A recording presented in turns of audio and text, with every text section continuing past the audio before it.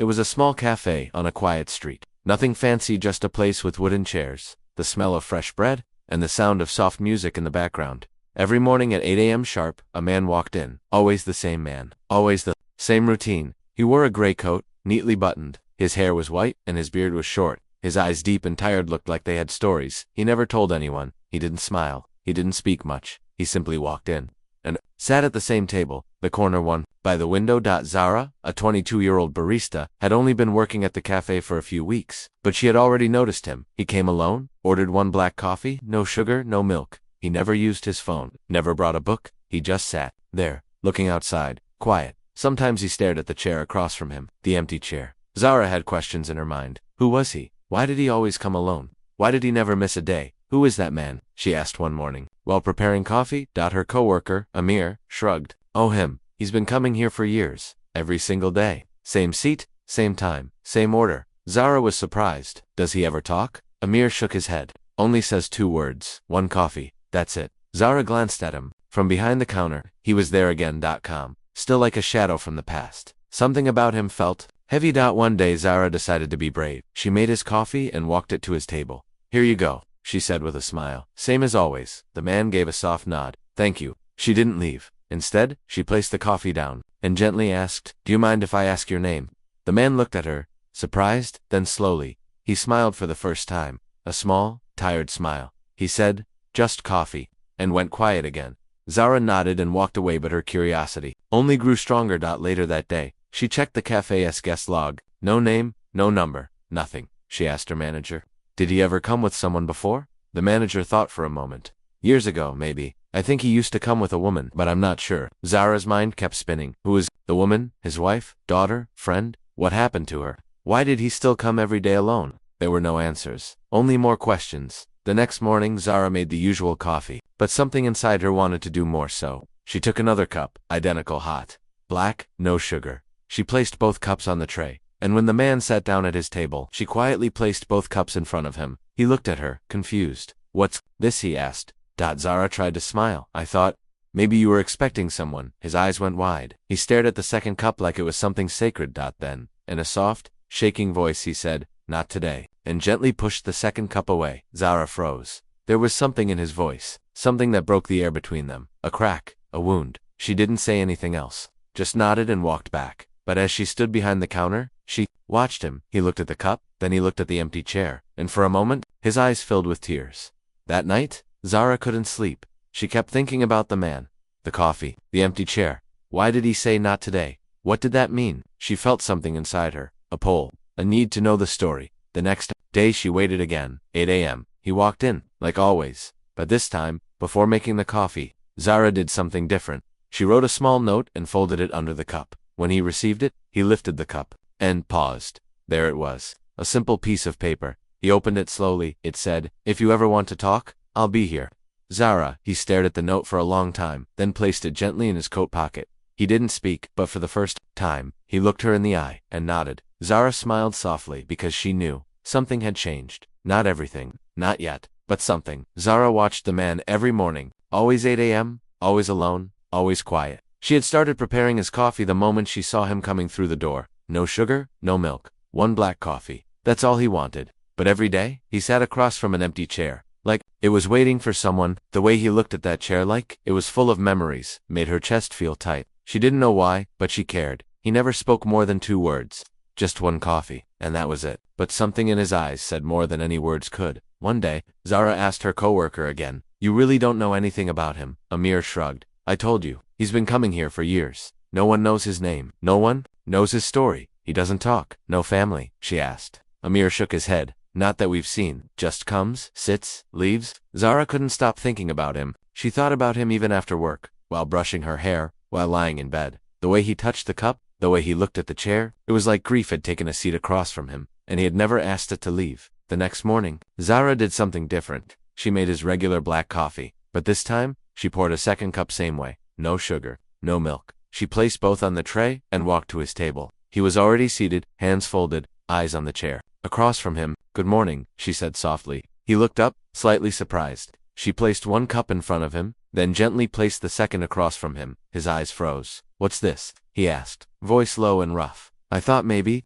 You were waiting for someone, she replied, nervous. The man looked at the second cup for a long moment. Then he slowly pushed it away. Not today, he whispered. His voice shook. He didn't touch his coffee for several minutes. Zara returned behind the counter. She didn't know if she had made a mistake or touched something too personal. But part of her felt she had opened a door that had been closed for too long. She watched from a distance. He stared at the cup. Then he looked at the chair. Then, his shoulders dropped. He wiped his face once with his hand, but he didn't cry. Not loudly. Just quietly, like someone used to holding pain. When he finally drank the coffee, he sipped it slowly. Like each sip was connected to something sacred. The next few days, he came like usual. Zara didn't place the second cup again. She only gave him his one. But every day he looked at her now. A little longer, a little softer. On the fifth day, she found the courage to sit at the table next to his after her shift. He noticed, but didn't say anything. She sat there, just writing in her notebook. A few minutes passed, then, to her surprise, he spoke. You write? He asked. Zara looked up. Yes, just little things. Thoughts, he nodded. That's good. Thoughts should be spoken, or they stay inside forever. She smiled. Do you write too? He looked at the window. I used to. Not anymore. There was a pause. Then Zara whispered, I'm sorry if I made you uncomfortable that day. With the 2 cups, the man didn't look upset. You didn't, he said. You just reminded me of something I try to forget. Someone, she asked. He nodded. Slowly, Zara waited, quietly. She didn't push. She just let the silence breathe between them. Finally, he said. Her name was Sana. Zara looked up sharply. It was the first time he mentioned a name. She loved coffee. Always 2 cups. Every morning. We came here for years. This same table. Zara's eyes widened. What happened? He looked down. She passed away. 3 years ago, suddenly. One moment she was here. The next, she was gone. Zara couldn't speak. She didn't know what to say. The man smiled. But it was the kind of smile that hides a storm. After her funeral, I didn't know where to go. So the next morning, I came back here. Ordered 2 cups, placed one for her. But then I realized she wasn't coming back. So from that day, just one. Zara whispered. But you still look at the chair. He nodded. Because grief sits there now. She felt a lump in her throat. She had never heard anything so quietly painful. He continued. Your cup that day. It felt like a ghost. For a second, I thought maybe it was her. Zara whispered. I'm sorry. He shook his head.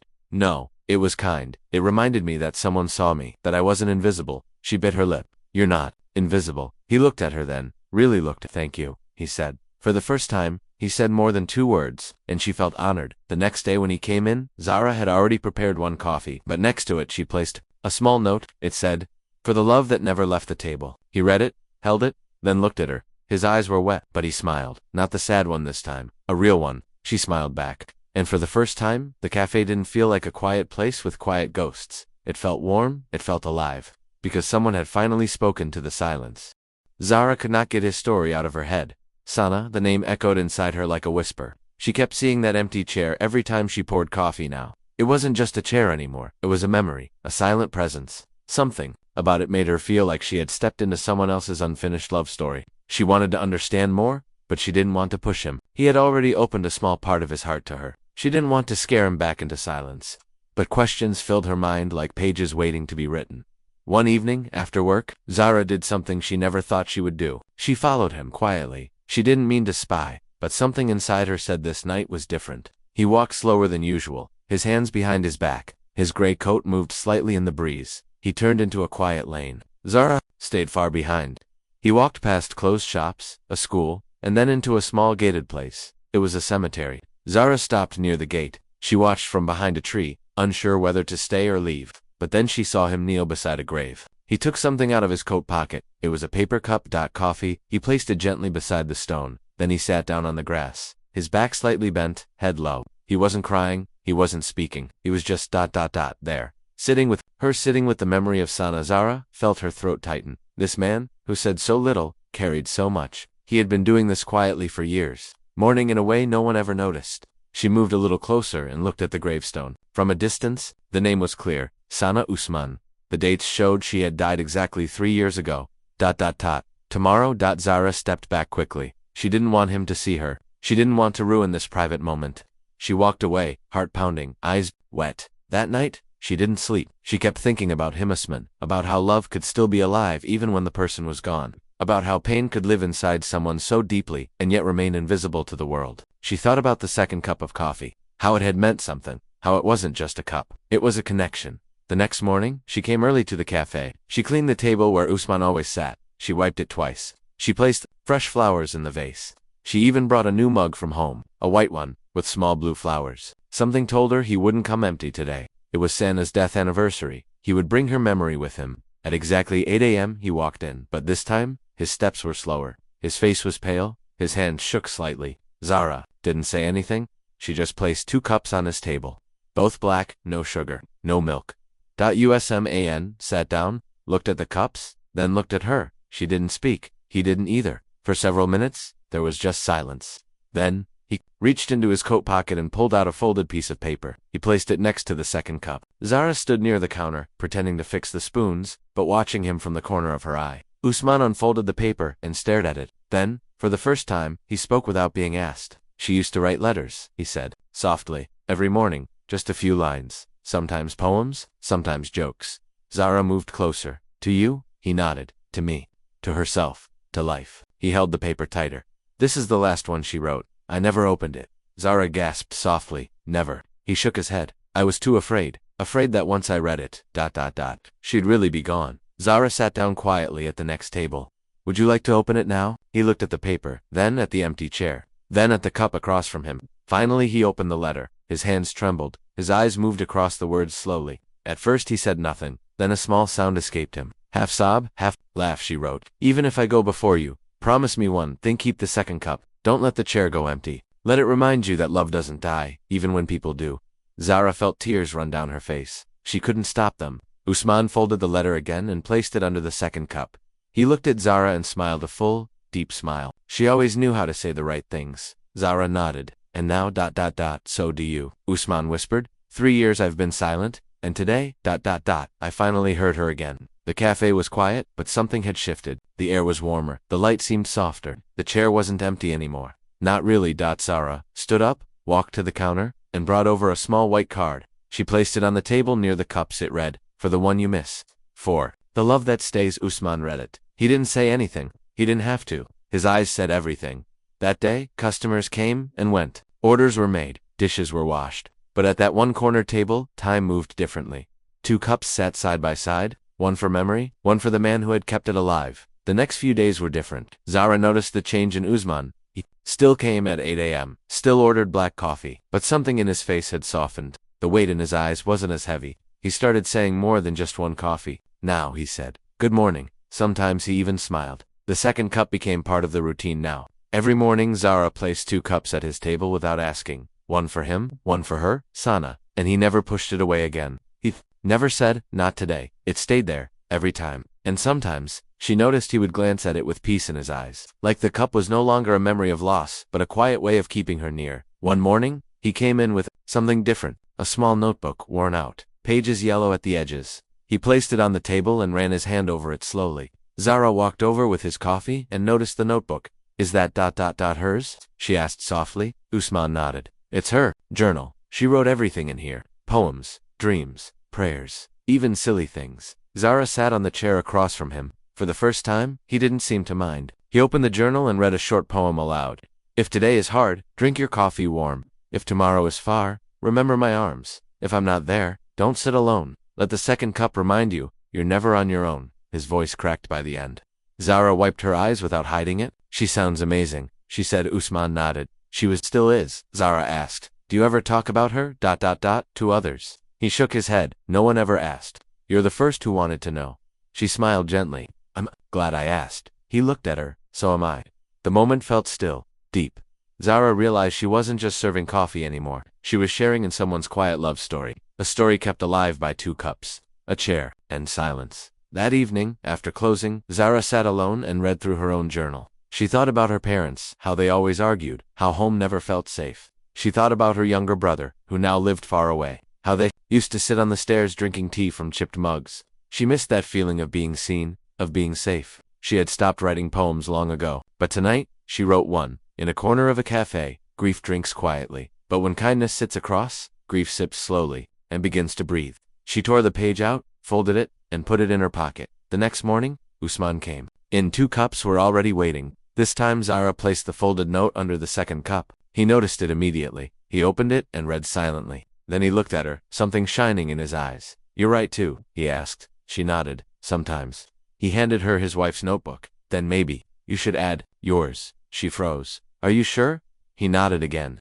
She would have liked you. She always believed that people who feel deeply should share what they carry. Zara placed her poem inside the back cover. A new voice in an old story. Over the next few days, Usman began sharing more. He talked about how he and Sana met at university, how they used to sit at the same cafe every evening, how she always stole the last sip of his coffee and laughed, how she wrote him poems on napkins and hid them in his pockets, how she loved rainy days and hated olives. Zara listened to every word like a child hearing a fairy tale. But this one wasn't magic. It was real, painful, beautiful, beautiful. One day a man from another table approached. He looked around 60, bald, with tired eyes. He glanced at the 2 cups, and then at Usman. Excuse me, he said. I've seen you here before, always with 2 cups. Is someone joining you? Usman didn't reply at first. Zara stepped in gently.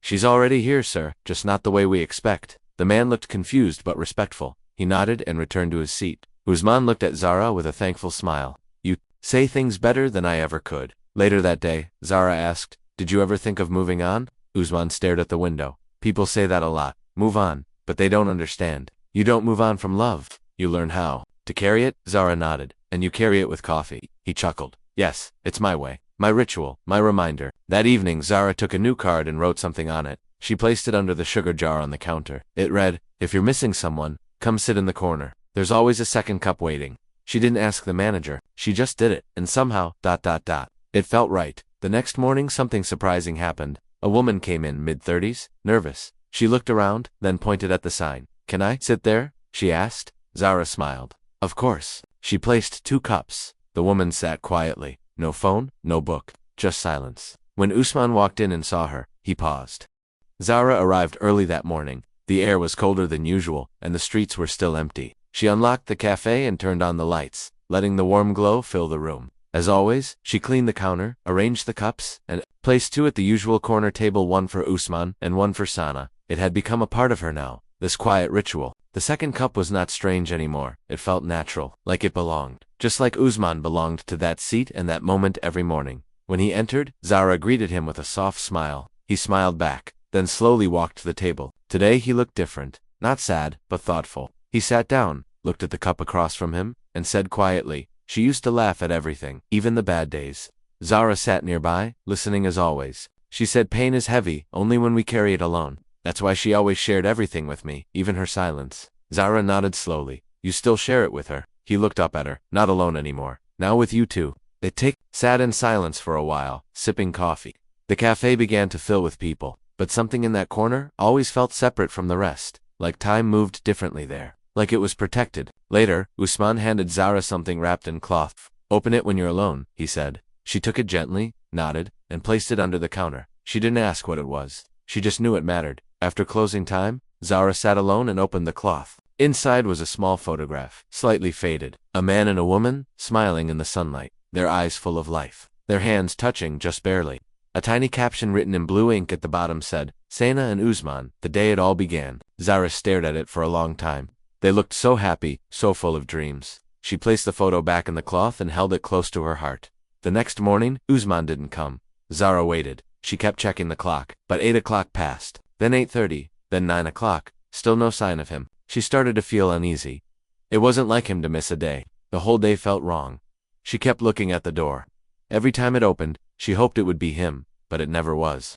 At closing time, the 2 cups still sat on the table, untouched. Cold, she decided to visit the address he had once mentioned briefly. It wasn't far. A small flat on the 2nd floor of an old building. She knocked softly. No answer. She knocked again. Still nothing. A neighbor opened their door. Are you looking for the old man in 2B? Zara nodded. The woman looked concerned. He hasn't come out all day. I saw the milk bottle still outside this morning. Zara's heart sank. Do you have a spare key?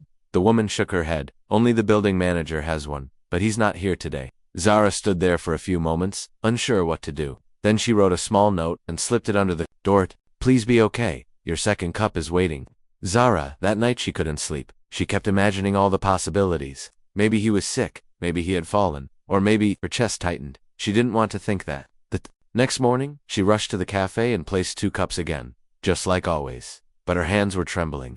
Time moved painfully slow. Every second felt heavier. And then, at 8:27 a.m., The bell above the door rang. An walked in. He looked tired, a little pale. But he was there, alive. Zara ran to him without thinking and hugged him. "You scared me," she said, holding back tears. He placed a hand on her shoulder. "I'm sorry I wasn't well. Just a cold, nothing serious." She led him to his table. "You didn't even leave a message." He smiled faintly. "I didn't know anyone would notice." She looked him in the eye. "Well, I did, and I always will." They sat in silence again. But this time, the silence felt louder, deeper. After a few minutes, Usman spoke. "Yesterday, I thought of not coming anymore." Zara looked at him, shocked. "Why?" He stared at the cup. "Because I felt maybe it's time to let go." She didn't know what to say. He continued, "But then I remembered your note, and I realized, I'm not ready to let go. Not yet, maybe never. And maybe that's okay." Zara placed her hand gently on his. "You don't have to let go. You just have to keep remembering and sharing." He smiled again, this time more fully. "You're wise beyond your years." She chuckled. "Maybe I've just had good teachers." Later that day, Zara made a small change in the cafe. She took a wooden frame and placed it on the wall near the corner table. Inside the frame was a simple quote, written by hand. "Love doesn't disappear, it just finds a new place to sit." That day on, people began to notice the two cups. Some asked questions, others just nodded with quiet respect. A few even left small notes beside the second cup. Notes that said things like, "I miss you, Dad," or "Still thinking of you." Amina, the second cup, became a symbol, not just of Usman's story but of everyone who had ever lost someone and still remembered. And Usman now was no longer just the quiet man in the corner. The cafe had changed, not in its walls or its colors, but in its feeling. Something was different now. People noticed the two cups at the corner table. They didn't ask many questions, but they watched. Some whispered, some smiled softly. Others left quiet messages under the second cup. The corner that once held only silence now held stories, invisible ones. Usman still came every day. Zara was always there before him, and every morning, without fail, she placed two cups on his table. Sometimes she added a flower, sometimes a folded napkin with a quote written in Sanaa's handwriting, the ones she had copied from the journal he shared. It became a kind of dance, gentle, wordless, full of feeling. One morning, a boy around 15 entered the cafe. He wore a school uniform and carried a backpack. He walked straight to the counter and asked Zara, "Is the story about the two cups true?" Zara paused, surprised. "How do you know about it?" He looked down. "My mom showed me a photo from someone's social media. She said it was beautiful. I wanted to see it." Zara smiled and nodded. "It's true. The man's name is Usman, and the second cup is for his wife. She passed away, but she still sits with him, in her own way." The boy looked toward the table. Can I sit there? Just for a moment." Zara nodded. "Of course." The boy walked over, placed his bag down, and sat across from the empty cup. He didn't drink, he didn't move. He just sat with his eyes closed for a few minutes. Then he opened his bag, took out a photo of a woman, and placed it gently near the cup. "This is my sister," he whispered. "She died last year. I didn't say goodbye." Zara watched from behind the counter. Her eyes filled with tears. After a few minutes, the boy stood up, collected the photo, and whispered, "Thank you," to the cup. Then he left. No questions, no noise, just silence, like the one Usman always carried. Later that day, when Usman came in, Zara told him what had happened. He listened carefully. He didn't smile, but his eyes glistened. "The second cup," he said, "was never mine to keep. It belongs to anyone who needs to remember." That night, Zara wrote those words on a new card and placed it beside the frame on the wall. "This seat is open for memory. The second cup waits for anyone who loved deeply." A few days later, Zara brought her own mother to the cafe. They hadn't spoken much in years. Too many arguments. Too many things left unsaid. But that day, they sat at a small table near the corner, two cups between them. Zara pointed to the framed quote. Her mother looked at it, and then looked at her daughter. Something unspoken passed between them. They held hands across the table. No apologies, no speeches, just presence. It was enough. Usman noticed them from a distance. He smiled and whispered to his cup. They found their way back, just like we always hoped people would. That evening, he gave Zara a small envelope. "It's time you read this," he said. She looked confused. "What is it?" he replied. "It's the last letter Sana wrote to me. I never showed anyone before, but I think she would have wanted you to read it." Zara waited until her shift was over. Then she sat in the corner seat, placed both cups in front of her, and opened the envelope. The paper was soft from age, the handwriting delicate and full of heart. It said, "My love, if you are reading this, I am already gone. But don't let the world turn gray. Keep coming here, keep sitting by the window. And if one day, someone places a second cup across from you, don't be afraid to smile. That person might be your reminder that you are still alive, still loved, still seen." Zara wiped her tears and folded the letter again. She placed it inside the journal under her newest poem. Then she sat for a long while, just looking at the second cup. The next morning, When Usman arrived, she didn't say anything. She just gave him a warm smile and placed his coffee down. He looked at her and knew. She had read it, she had understood. They didn't need to speak. That was the beauty of their connection now. Silence had become their language. As the days passed, the corner became a little more popular. People began coming not just for coffee, but for comfort. Some sat and cried quietly. Some left notes. Some just sat in silence. No one laughed loudly there. No one disturbed the space. It was sacred in a way that didn't need rules. And every day Usman watched with wonder. He had once thought his grief was lonely, but now he realized it had simply been waiting for company. One afternoon, Zara placed a small guest book at the corner table. Its cover said, "For the ones we miss." She left a pen beside it. Within a week, the book was filled with names, messages, dates, small drawings, poems, even photos. The cafe had become more than just a place to drink coffee. It was now a quiet sanctuary where people came not just for warmth but for healing. Every morning, without fail, the corner table held 2 cups. One was always drunk slowly by Usman. The other remained untouched but never forgotten. Zara kept the second cup warm for the first hour, then gently let it cool, but it never felt cold. Not in meaning, not in memory. Some days, new faces entered the cafe with hesitation. They would look at the table, glance at the guest book, and then slowly walk over. Some left a note, some left a photo, some just stood for a moment, whispered something to the second cup, and walked away. No one laughed at it. No one questioned it. They respected it like a sacred place. Usman began to speak more often now, not loudly, but openly. He would share more stories about Sana, about her favorite music, her terrible cooking, the way she danced in the kitchen with bare feet. One morning he brought a small music player. He asked Zara, "Do you mind if I play her favorite song?" Zara shook her head. Of course not. A soft melody filled the cafe. Gentle piano, slow strings. People didn't complain. Some even closed their eyes and listened. For 3 minutes, the cafe felt like it had stepped into another time. One woman at the counter wiped her tears. A man near the window held his wife's hand. And at the corner table, Usman looked at the second cup and whispered, "Do you remember this one?" Zara sat with him later that day. "How do you do it?" she asked. "How do you keep showing up?" Usman thought for a moment. "Because grief doesn't go away. It just becomes part of your routine. And because she asked me to. And now ... because of you." Zara smiled, but her eyes were serious. "You've changed more lives than you know." He looked at her gently. "So, have you That night, Zara found herself writing again. Her notebook was full of thoughts, feelings, pieces of other people's stories. She had even started collecting the messages from the guest book. She didn't know why yet, but it felt important. One rainy morning, a woman entered the cafe holding a small box. She looked around nervously, and then approached Zara. "I'm looking for the table with 2 cups, she said quietly. Zara pointed her to the corner. The woman walked over, sat down, and opened the box.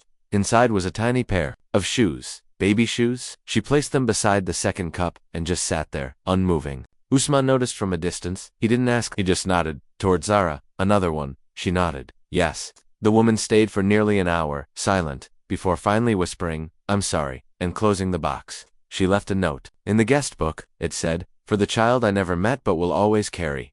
That day, Zara understood something deeper. The second cup wasn't just for people who had passed. It was also for those who were never born, those who had left without goodbye, those whose names had never been spoken. It was for every kind of loss, every kind of love. Usman noticed the change in her. "You're carrying a lot now," he said one day. Zara smiled sadly. "I think I was always carrying it. I just didn't know where to put it." He nodded. "Now you do." One evening, after the cafe closed, Zara showed Usman something, a draft of a small book. She had titled it The Second Cup. It had poems, guest notes, photos, and stories, both hers and others. Usman turned the pages slowly, carefully. His fingers brushed over Sana's poem, the picture he had given Zara, the message the schoolboy had left. His eyes were wet by the end. "This is beautiful," he said. "You've taken my pain and turned it into something living." Zara placed her hand on his. "It was never just your pain. It belongs to all of us now." A week later, Zara printed 20 copies and left them on the cafe counter with a sign, "Take one if you need one. Leave one if you have a story." People began to read. Some cried, some returned with their own letters, some brought others just to show them. The cafe, once small and quiet, had grown in purpose. It hadn't become busier, just more meaningful. Deeper Usman was now a storyteller, not the kind who stood on stages, but the kind who simply stayed in one place long enough for people to find him. One evening, a young man sat across from Usman. He had been coming for 3 days, sitting at different tables. This time, he chose the corner. He looked nervous. "I lost someone too," he finally said. "My brother. We never said goodbye." Usman didn't interrupt. He just listened. And after a while, the young man said, "I didn't know how to grieve. I thought I had to forget him to move on. But now, I think I'll start coming here, just to remember." Usman nodded slowly. "Then the second cup is for you now." The young man smiled for the first time in days. Thank you. Zara watched this and felt a strange kind of joy, the quiet, aching kind. The kind that comes when you see pain slowly turn into peace. She cleaned the counter, hummed a soft tune, and looked at the framed quote on the wall, the one that started it all.